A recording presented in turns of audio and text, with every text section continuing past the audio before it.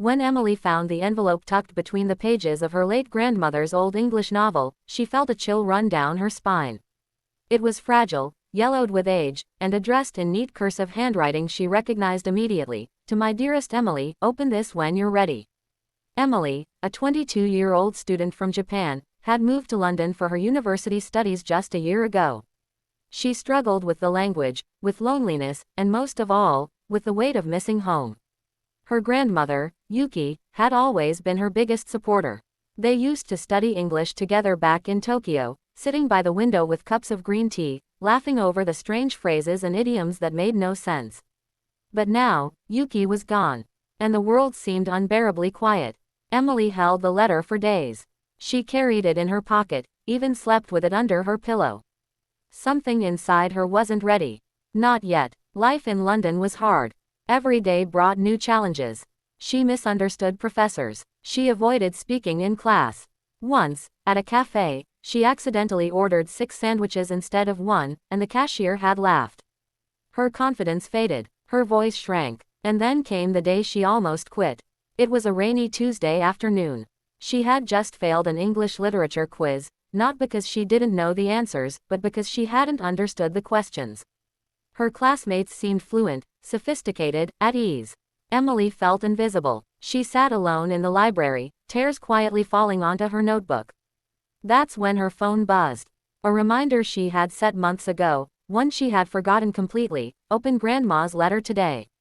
Her fingers trembled as she took the envelope from her bag. She unfolded the single page inside.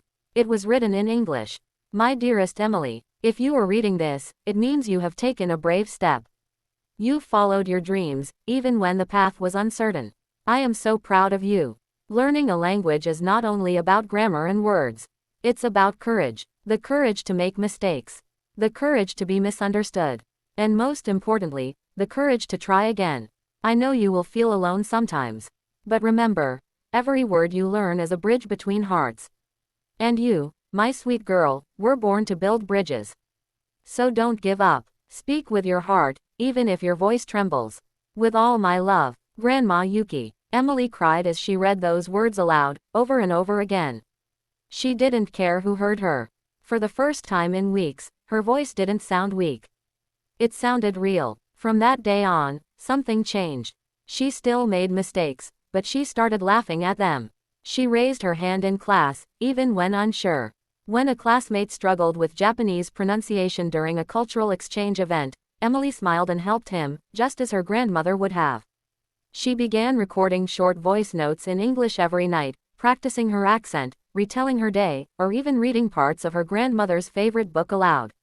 Speaking is like breathing, she whispered one night. The more I do it, the easier it becomes. By the time her second year began, Emily had transformed. She volunteered as a language mentor for new international students.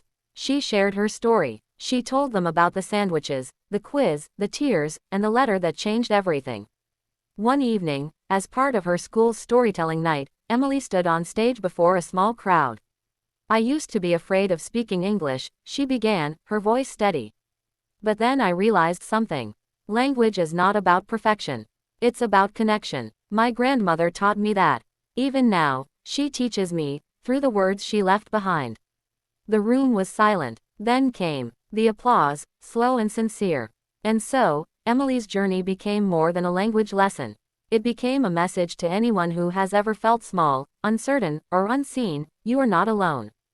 Keep speaking. Keep trying. Your voice matters. By the end of her degree, Emily had written a book in English, Letters from Yuki. It wasn't just for learners. It was for dreamers. For anyone daring to express themselves in a language that didn't come easily. And for every reader, her voice came through loud and clear.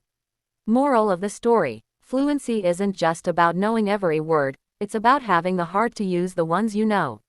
So if you're learning English, or any language at all, don't wait for perfection. Speak, even if it's messy. Listen, even when it's hard. And remember, the most powerful stories often come from the quietest voices, finally finding their strength.